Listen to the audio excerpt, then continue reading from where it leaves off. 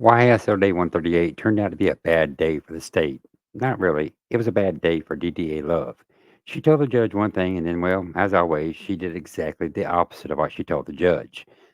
Why a mistrial was not granted is beyond me. Some say that Judge Whitaker wants to go as far and as long as she can with his trial because of how long it's taken. And this video is one of the few that I will do on how the possible mistrial is about to happen. So sit back, relax. Here is the start of what I think is the end of the YSL trial. Screenshotted. Okay. Why did you, let me ask you first, is 528 Yankee a fair and accurate copy of the screenshot that you got from Justin Cobb's Instagram page? Well, yes, though it's cut off a little bit on the right, where the timestamp is, the last number of the timestamp, it just says 201. Okay. But I mean, I recognize that it's otherwise fair and accurate. It's just cropped a little bit on the right-hand side. Your Honor, the state tender states 528 Yankee as evidence. I would actually object to it if it's not an exact. If it's what?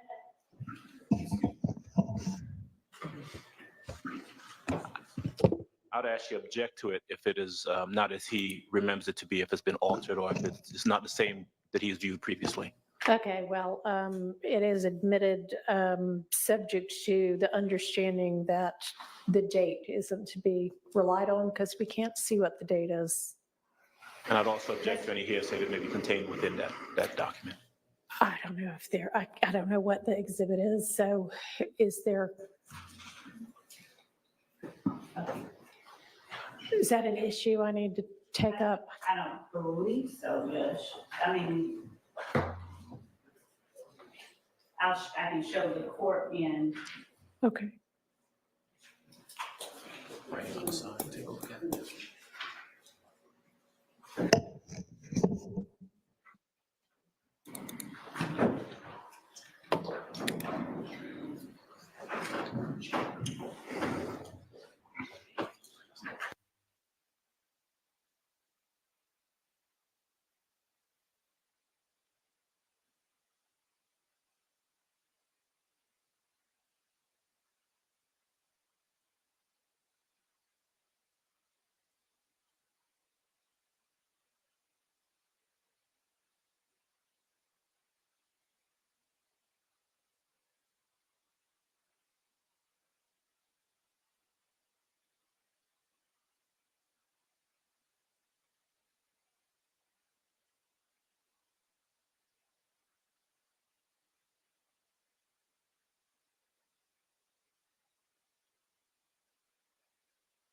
Okay, I'm going to fast forward just a little bit through this for you. I got to get clicked on it right here. All right.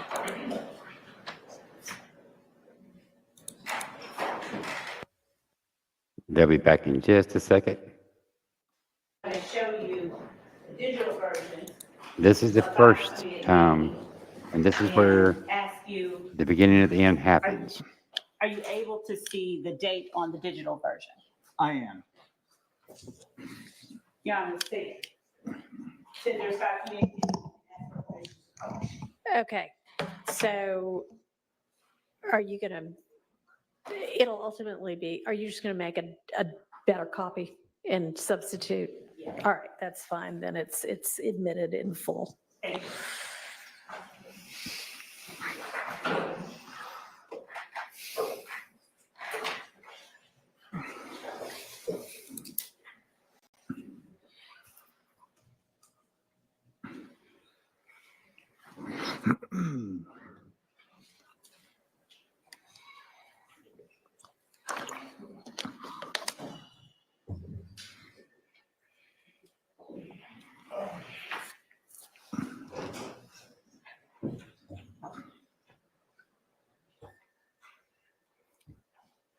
As we're pulling up 528 Yankee, would you tell the jury what significance you found in 528 Yankee towards your investigation?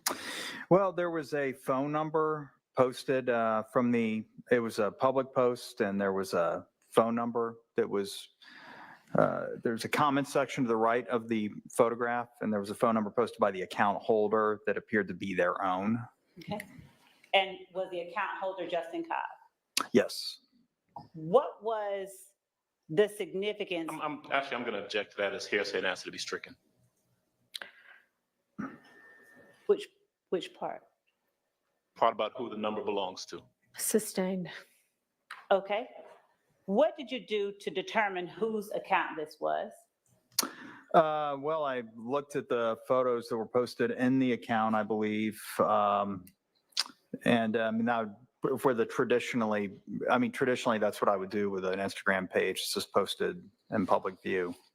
Okay. And what was it that made the number in this post significant to you? Well, I was looking for a number for Justin Cobb. And what led you to believe that this number was a correct number for Justin Cobb? Well, it was, there's probably more to it than just this, but it was posted in this Instagram comment and, Posted by the owner or user of the account? That would Yeah. fall speculation. I'd object. Yeah. If he has a basis to testify. Are you able to see and tell, looking at the posting itself, what name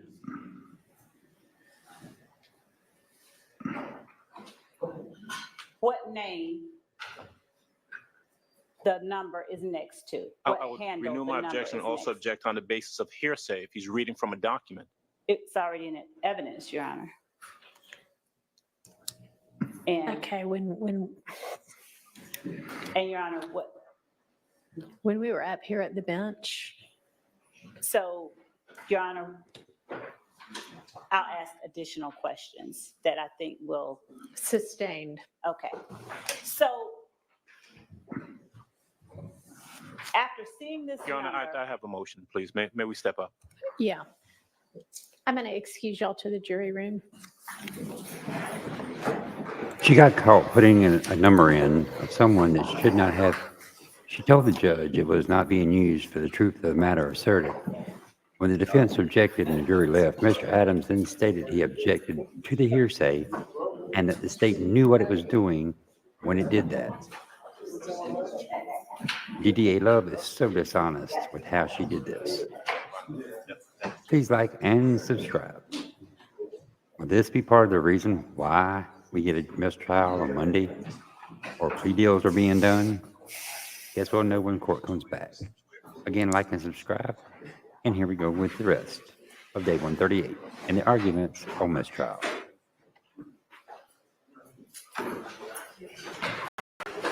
Your Honor, may we excuse the witness? Yeah, Mr. Smirker, you can go ahead and step outside for us. Thank you.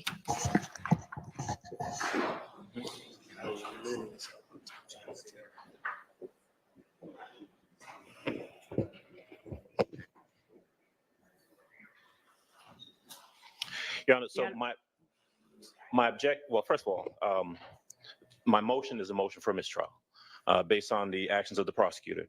My objection initially to the item was that it contained hearsay. The state represented at the bench that it was not hearsay. There was no hearsay contained in it. We did not address the issue of what the state already knew, which is that there was a phone number attached to it that she was going to try to elicit testimony from this witness about who that phone number belonged to. That in and of itself is speculation, but it's certainly hearsay. The document can't authenticate itself. I believe the site for that proposition is Twiggs versus State. It's 315 Georgia Appeals 191. So this witness can't look at a document and say that it says this phone number is from Justin Cobb's Instagram or social media posting. This is who it belongs to. So that was my objection. I believe the objection was well founded. I believe the state purposely put that up there after misrepresenting as to whether or not it contained any hearsay in it. And based on that, I would move for mistrial. May I respond? You may. Judge, Can somebody put the document up? I'm listening. yes. Would you put it up?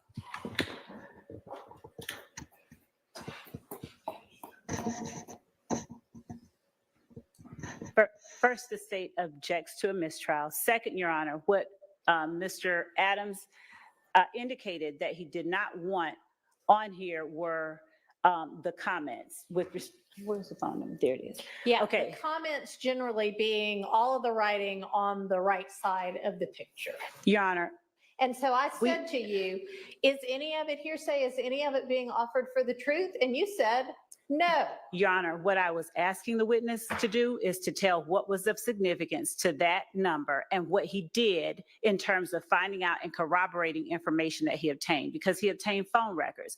I don't intend that this evidence or this exhibit will prove or show that this is Justin Cobb's phone number. You're asking him that? And No, asking Your him Honor, to testify to that? I'm asking him, and I understand the court, I'm asking him you? what handle it's next to, and Your Honor, what he did after seeing what he saw on this That's social not what media you page. asked, though. You represented at the bench that none of this, that being the writing on the right side of the picture, which we're all squinting at because it's tiny on the piece of paper. And so I am relying upon you to actually be honest with the court and opposing counsel so that we can deal appropriately with the evidentiary issue. Was any of it being offered for the truth? And you said no. And then you turned around, and after it was admitted over the overruling of the hearsay objection, based on the representation that nothing was being offered for its truth, you drew the witness's attention to the phone number and tried to have the witness testify to whose phone number it was. If that is not offered for the truth, what is it?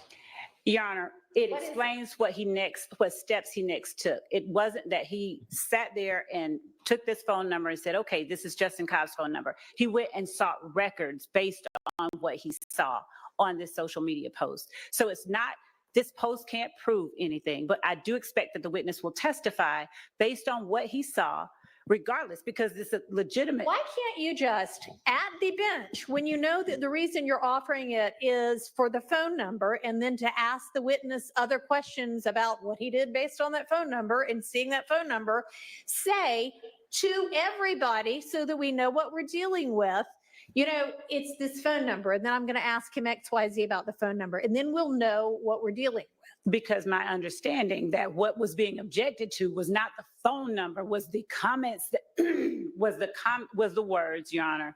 And again, this piece of evidence does not prove anything, as anybody would be able to say. But when he saw this on Justin Cobb's page, or a picture of Justin Cobb next to what he believed to be Justin Cobb's handle, he sought additional information.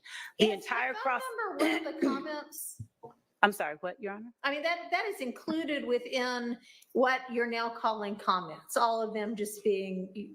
And I asked at the bench what comments they were asserting was hearsay, Your Honor. I literally And asked I that. asked at the bench, is any of this being offered for its truth? And Your Honor, it's being offered to explain DDA Sprinkle's actions that he took next. Your Honor, these records have been collected as part of what he did in this investigation. He was asked on cross-examination, did he take particular steps to corroborate what was given to him in certain interviews? That was the preceding question before I asked him about this particular post. So the state intended and intends to introduce the records that DDA Sprinkle produced or obtained after seeing this post. This post can't suffice to prove that that is Justin Cobb's number. This post only explains why DDA Sprinkle got the number and why it was significant to him in this investigation, where his steps and actions are being questioned. But you know, Judge, we don't get there. I hear what the state's saying, and it's disingenuous because we don't get to the second step that they're talking about, what records he procured and why he did what he did, unless we go through the hearsay statement that's contained in the portion that I objected to. And the court is accurate. I was there, and I asked for everything that was on the right side, all of the verbiage to be, I said that was hearsay. The state said it was not. It clearly is, because to ask him that specific question, I mean, listen, none of us are obtuse I asked, here. It is what it is. I think that the state was disingenuous about it. State's being very slippery in regards to their response to the court's questions. I think it's willful, and I think a mistrial is appropriate. And I'm I asking mean, I for one. can't figure out what it is. If it's disingenuous, if it is that, I mean, I don't want to malign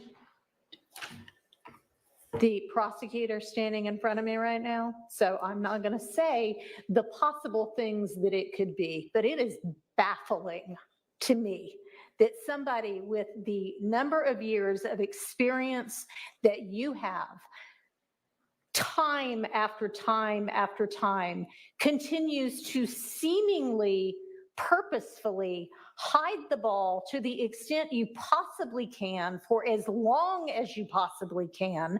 And I really don't want to believe that it is purposeful. But honestly, after a certain number of times, you start to wonder how it could be anything but that, unless it is just that you are so unorganized that you are throwing this case together as you try it. And I am sorry to say that, but this case is being made much more difficult for everybody because of the haphazard way in which it is being presented. I'm going to take a recess for a few minutes. I'll have a ruling when I get back.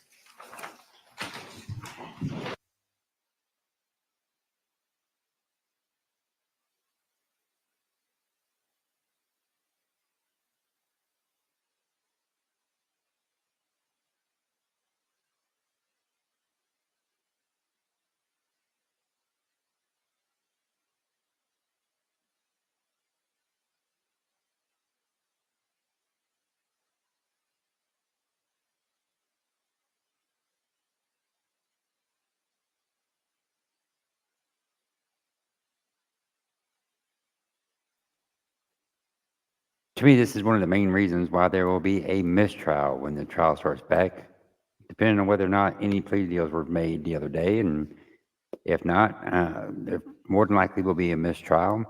And that mistrial will more than likely be without prejudice so that the state can redo this case.